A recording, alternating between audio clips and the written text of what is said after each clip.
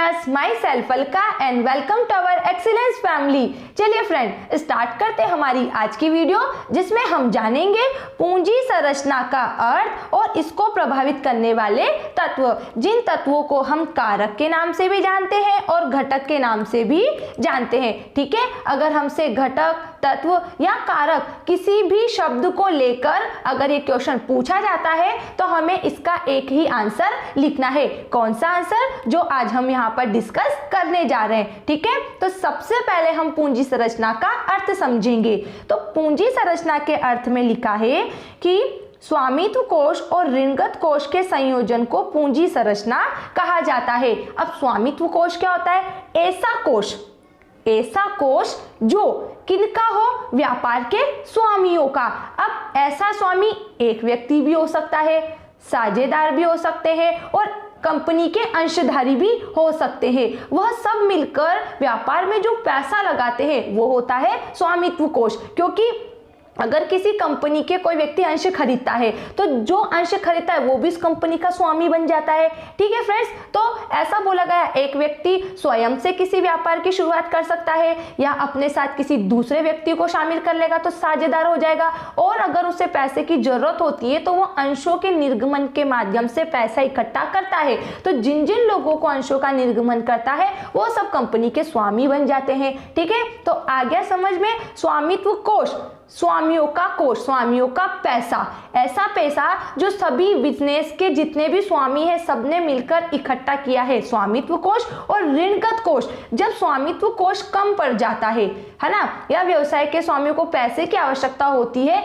तब वह क्या करते हैं? ऋणगत कोष की सहायता लेते हैं। ये कोष ऐसा होता है जो बाहरी लोगों से प्राप्त किया जाता है। तो कुल मिला के ऋण लेना, व्यवसाय में जब पैसे की आवश्यकता होती है, वित्त की आवश्यकता होती है, तो हम बाहरी व्यक्तियों से जो ऋण प्राप्त करते हैं वो ऋणगत कोष के अंदर आता है। ठीक है, आगे देखो, जिसकी आवश्यकता व्यवसाय के उचित संचालन तथा उचित विकास के लिए होती है।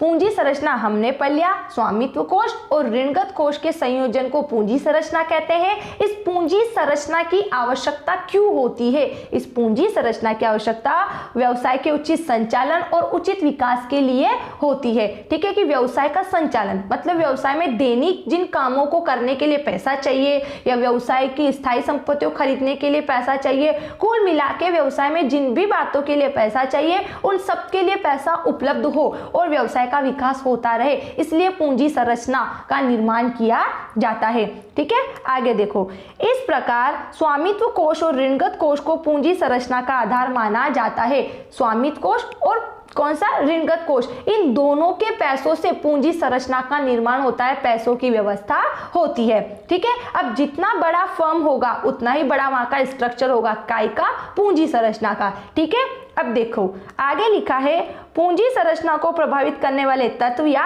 कारक। कौन कौन सी बातें हैं जो पूंजी संरचना को प्रभावित करती है, उन्हें हम जानेंगे। लिखा है, एक फर्म की पूंजी संरचना का निर्धारण करने में विभिन्न प्रकार की नीतियों से संबंधित अनुपात का निर्धारण सन्निहित है, मतलब शामिल है।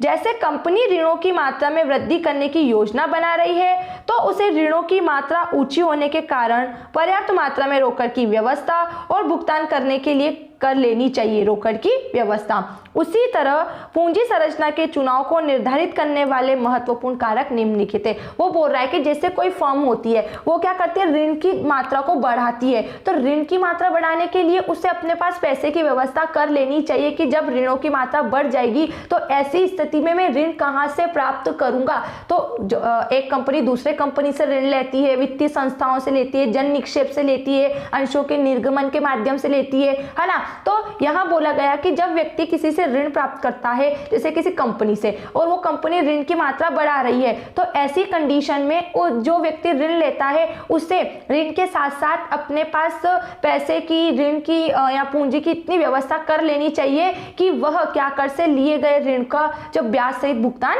कर सके। ठीक है, तो साथ में हम देखते हैं कि इसके कौन कौन से कारक है। मतलब कि ये जो पूंजी संरचना है, हम पैसों का स्ट्रक्चर क्यों देख रहे हैं कि कितना पैसा कहाँ से लेना है, कितना पैसा कैसे प्राप्त करना है, तो इसके लिए कौन कौन सी बातें प्रभावित करती है। तो फर्स्ट लिखा है यहाँ रोकड़ प्रवाह स्थिति। ऋण पत्रों के निर्गमन से पूर्व रोकड़ प्रवाह के आकार को ध्यान में रखना चाहिए। रोकड़ प्रवाह कैश फ्लो पैसों का आना और जाना रोकड़ प्रवाह कहलाता है। मतलब व्यवसाय में प्राप्ति और भुगतान, आना मतलब प्राप्ति है ना, और भुगतान मतलब क्या होता है, रोकड़ का जाना। तो प्रवाह से तात्पर्य केवल स्थायी रूप से रोकड़ के भुगतान से नहीं है, बल्कि पर्याप्त मात्रा में बफर का होना भी है। इसका मतलब बफर का मतलब कि पैसों का होना। रोकड़ प्रवाह मतलब पैसों का आना और जाना रोकड़ प्रवाह कहलाता है। तो केवल आप भुगतान कर रहे हो ये रोकड़ प्रवाह नहीं है, आपके पास इतना बफर भी होना चाहिए, मतलब इतना पैसा होना चाहिए कि जब व्यवसाय में कोई आकस्मिक घटना घटित हो जाए तो आप उस समय पैसा उपलब्ध करवा सको। ठीक है, इस बात का ध्यान रखना चाहिए कि कंपनी जिन आभारों का रोकड़ में भुगतान कर रही है, साथ में इन बातों का भी ध्यान रखना चाहिए कि कंपनी किन किन बातों को लेकर और किन किन व्यक्तियों को कितना पेमेंट कर रही है, ताकि उससे हम हमारी योजना बना सके पैसे की।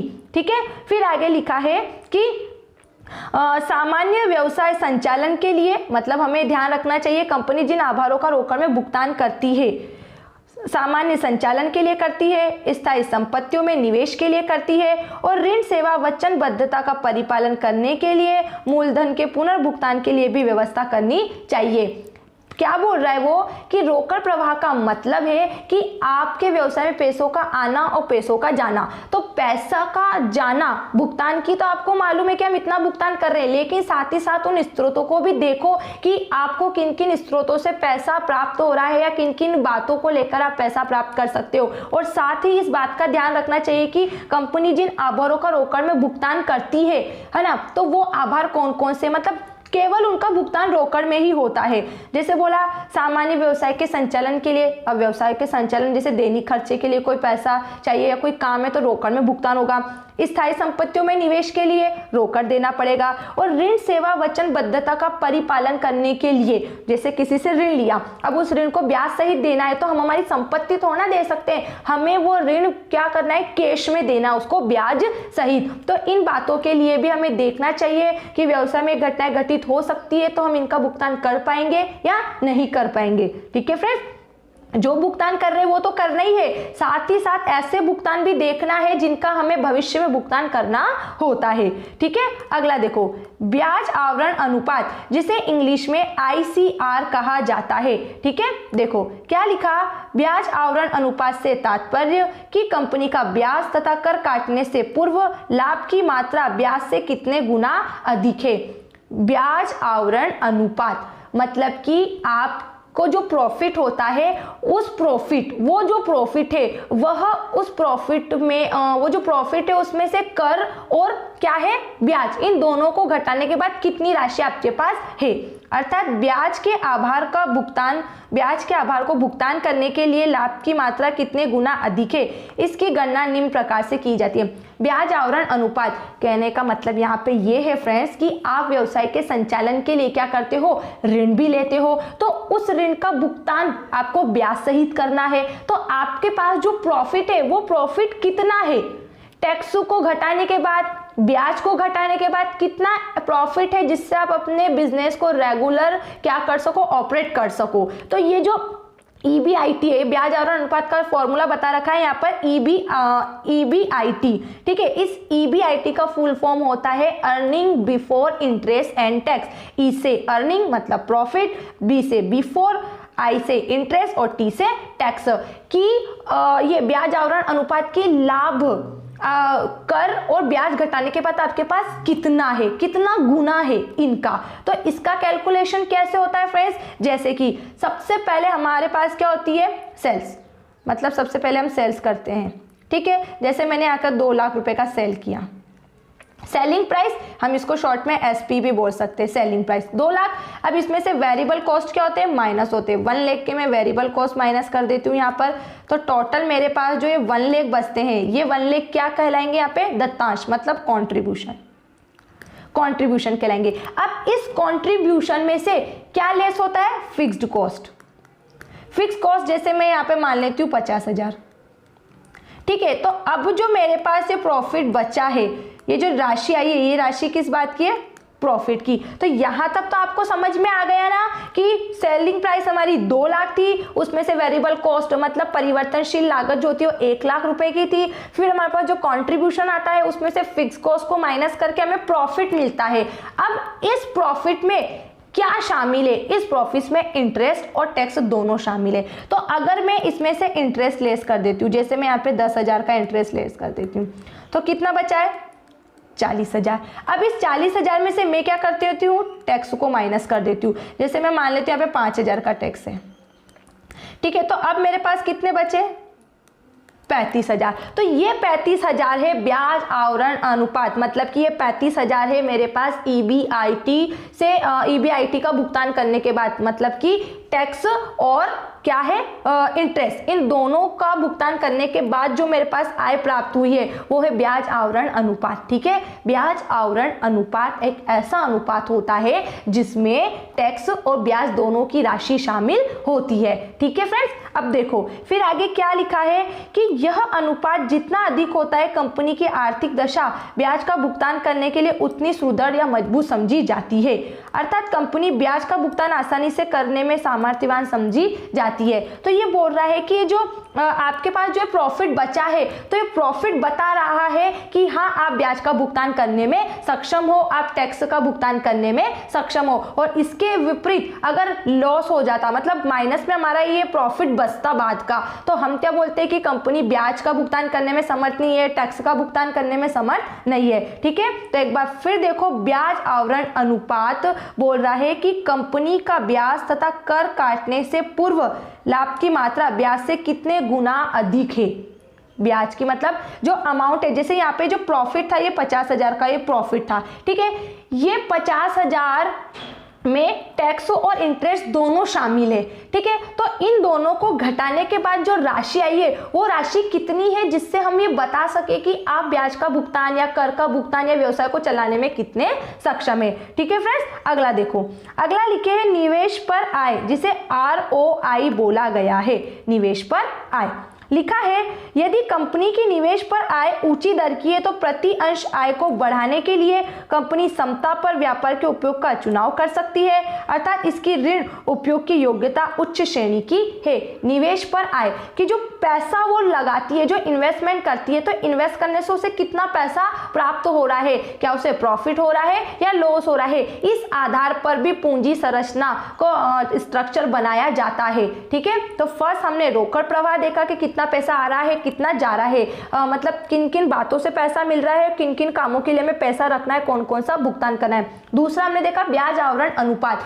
मतलब कि व्यापार में जो लाभ होता है उसकी स्थिति को देखना और ये बताना कि ब्याज का भुगतान करने में समर्थ है या नहीं है। अगर नहीं है तो फिर पूंजी संरचना के स्रोतों की खोज करना। थर्ड जाना निवेश पर आय, जितना पैसा हम किसी काम में इन्वेस्ट करते हैं, उसमें लगाते हैं, तो उससे हमें इनकम कितनी हो रही है, उस इनकम को देखना। अगर कम हो रही है तो पूंजी संरचना के स्रोतों की खोज करना, ठीक है।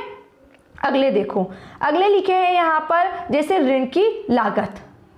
ऋण की लागत एक कंपनी द्वारा नीची ब्याज की दर पर ऋण लेना उसकी ऊंची दर से ऋण विनियोजन क्षमता को प्रदर्शित करता है। कंपनी द्वारा कम ब्याज दर से, नीचे मतलब कम ब्याज दर से ऋण लेना उसकी ऊंची दर से ऋण विनियोजन क्षमता को प्रदर्शित करता है।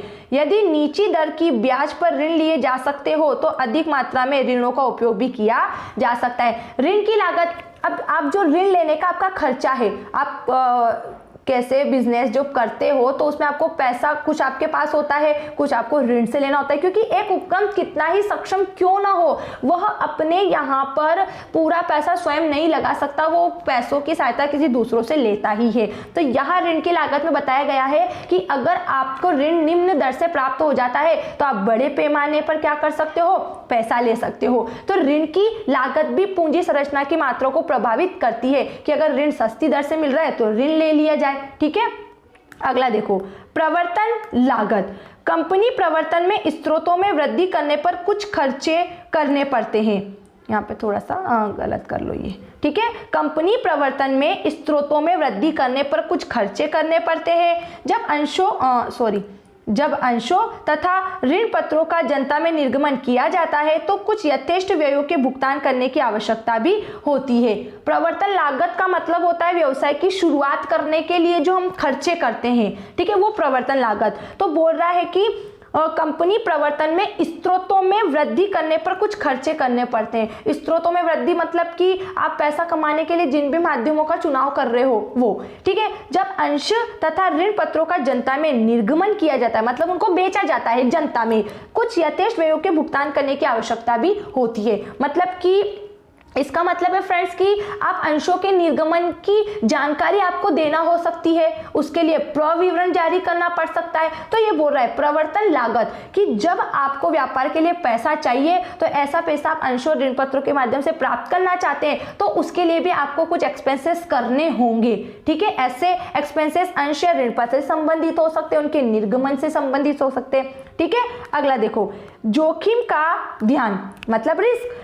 किसी भी व्यवसाय में ऋणों की मात्रा में वृद्धि वित्तीय जोखिम में वृद्धि करती है। बिल्कुल, अगर आप किसी से ऋण लेते हो तो एक और तो आपको उस ऋण का भुगतान करना है, दूसरी ओर उसका भुगतान आपको ब्याज सहित करना है, ठीक है, और उस पैसे से अपना बिजनेस भी चलाना है। अब जो ऋण लिया उस ऋण से अगर आपका काम अच्छा चला तो आप उस ऋण का समय पर भुगतान कर सकते हो, ठीक है। तो यहाँ बोला है कि ऋण लेने में भी जोखिम होती है, अतः ऋण लेते समय पर्याप्त सावधानी रखनी चाहिए कि लिए गए पैसों का सही उपयोग कर पाएंगे या नहीं कर पाएंगे। अगर नहीं कर पाएंगे तो हमें ऋण लेते समय सावधानी रखनी चाहिए या विचार विमर्श करना चाहिए। तो लिखा है कि किसी भी व्यवसाय में ऋणों की मात्रा में वृद्धि वित्तीय जोखिम में वृद्धि करती है और वित्तीय जोखिम से तात्पर्य उस अवस्था से है जब कोई कंपनी अपने निश्चित वित्तीय व्ययों अर्थात ब्याज का भुगतान करने में असमर्थ होती है। वित्तीय स्थिति पर प्रभाव पड़ता है मतलब कि कंपनी ने जो ऋण लिया उसका भुगतान करने में असमर्थ है, मतलब नहीं चुका पाएगी। तथा पूर्वाधिकार अंशों पर लाभांश देने में भी वह देनदारियों का पुनर्भुगतान भी वह नहीं कर पाएगी। जो पूर्वाधिकार अंशधारी है उनको लाभांश देने में भी समर्थ नहीं है, ऋण देने में भी समर्थ नहीं है और देनदारियों का पुनर्भुगतान भी नहीं कर सकती जिनसे पैसा लिया है या जिनके प्रति उनके दायित्व है, ठीक। अगले देखो, अगले यहाँ पे कुछ पॉइंट्स और लिखे हैं, जैसे लिखा है लचीलापन। यदि एक फर्म अपनी ऋण संभाविता का पूरा उपयोग करती है तो यह और अधिक ऋणों के बोझ को नहीं उठा पाती। यदि एक फर्म अपनी ऋण संभाविता का पूरा उपयोग करती है तो यह और अधिक ऋणों का बोझ नहीं उठा सकती, अर्थात नए ऋण पत्र निर्गमित नहीं कर सकती। अतः लचीलापन बनाए रखने के लिए इसे अदृश्य परिस्थितियों से सावधान रहते हुए अपनी ऋण लेने की क्षमता को बनाए रखना चाहिए। वो बोल रहा है कि कोई कंपनी ऋण ले लेती है और उसे ऐसा लगता है कि अब जो ऋण लिया है उसका भुगतान करने में वो सक्षम नहीं है, तो वह सतर्क हो जाए कि आगे जो ऋण लेगी तो वह ऋण उसकी वित्तीय स्थिति में प्रभाव डालेगी, ठीक है। नियामक ढांचा। प्रत्येक कंपनी को नियामक ढांचा जिसका निर्माण विधान के अनुसार होता है के अधीन चलना होता है। नियामक ढांचा वो बोल रहा है कि पैसा आप प्राप्त कर सकते हो लेकिन पैसे प्राप्त करने के लिए कानून ने जो रूल्स बनाए हैं, जो कोड ऑफ कंडक्ट है, उनका आपको पालन करना होगा, ठीक है। जैसे लिखा है अंश या ऋण पत्रों का निर्गमन सेबी की हिदायतों के अंतर्गत ही होता है। जैसे अंश और ऋण पत्र का आप निर्गमन कर रहे हो तो सेबी का उन पर नियंत्रण होता है, सेबी के माध्यम से आप उनका निर्गमन कर सकते हो। स्टॉक एक्सचेंज जहां से हम क्या कर सकते हैं, अंशों को खरीदते एवं बेचने का काम करते हैं। तो आ रहा है समझ में फ्रेंड्स। एंड अगला पॉइंट लिखा है इसमें अन्य कंपनियों की पूंजी संरचना। पूंजी संरचना नियोजन में एक उपयोगी मार्गदर्शन अन्य कंपनियों का जो इसी प्रकार के व्यवसाय में संलग्न है का ऋण क्षमता अनुपात है। प्राय प्रत्येक कंपनी के अपने कुछ नियम होते हैं जो मदद कर सकते हैं। अन्य कंपनियों की पूंजी संरचना मतलब कि हम जो पूंजी संरचना बना रहे हैं, पैसों की व्यवस्था के बारे में सोच रहे हैं कि पैसा कैसे प्राप्त करना है जिससे व्यवसाय का संचालन अच्छे से हो, व्यवसाय का विकास अच्छे से हो, तो इस बात के लिए हमें कोई हमारा कॉम्पिटिटर या किसी दूसरी कंपनी की पूंजी संरचना भी प्रभावित कर सकती है कि वो किस रेशो को लेकर चलती है जिससे वो प्रॉफिट में चलती है और हम किस रेशो को लेकर चलते हैं, ठीक है फ्रेंड। तो इस तरीके से हमारे यहाँ पे पॉइंट्स खत्म हो जाते हैं, कौन से पूंजी संरचना को प्रभावित करने वाले तत्व। अब अगर आपको इसमें किसी भी पॉइंट्स को लेकर, किसी भी बात को लेकर कोई भी डाउट होता है तो उस डाउट को जल्दी से कमेंट्स बॉक्स में लिखकर अपने माइंड के डाउट को क्लियर करना है, ठीक है friends. Thanks for watching this video, bye bye.